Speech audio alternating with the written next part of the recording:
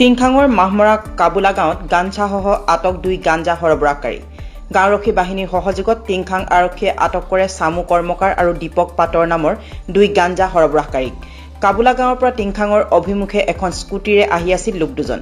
যুৱক দুজনৰ পৰা প্ৰায় 1.5 কেজি ওজনৰ গাঞ্জা জব্দ কৰাৰ লগতে AS06AL 4771 নম্বৰৰ স্কুটিখনো জব্দ কৰিছে আৰক্ষীয়ে।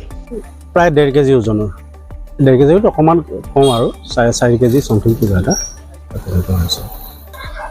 মাহমৰাৰ দিচাং নৈৰ ওপৰত যিখন দলং আছে সেই দলংখনৰ ওপৰত গোপন সূত্ৰ খেদি আমাৰ আৰক্ষী প্ৰশাসন আৰু গাঁওৰক্ষী বাহিনীৰ সহযোগত গাঞ্জা জব্দ কৰিবলৈ সক্ষম হয়। মানুহকেইজন আমি জানিব পৰা মতে আমাৰ টিংখাং সমষ্টি নহয়, অৱশ্যে এইটো নাহৰকটীয়া সমষ্টি আছাবাম অঞ্চলৰ বুলি জানিব পৰা গৈছে। তেওঁলোকে বহুদিনৰ পৰা এই কাৰ্যৰ লগত জড়িত হৈ আছে বুলি আমি জানিব পাৰিছোঁ, বা তেখেতলোকৰ স্বীকাৰোক্তি মৰ্মে আমি জানিব পাৰিছোঁ। মানুহৰ লগত জড়িত থকা বিভিন্ন সময়ত বিভিন্ন স্থানত মানে আৰক্ষী প্ৰশাসন আৰু গাঁওৰক্ষী বাহিনী বা গাঁৱৰ ৰাইজৰ তত্বাৱধানত বিভিন্ন সময়ত ধৰা পৰি আছে এনেকুৱা ধৰণৰ কাৰ্য, আৰু চলি আছে বুলি আমি জানিব পাৰিছোঁ। খুব সোনকালে আৰক্ষী প্ৰশাসন আৰু গাঁওৰক্ষী বাহিনীৰ সহযোগত তেওঁলোকক কাৰ্য কৰিবলৈ সক্ষম হ'ম বুলি আমি আশা ৰাখিছোঁ বা আশা কৰি ৰাখিছোঁ।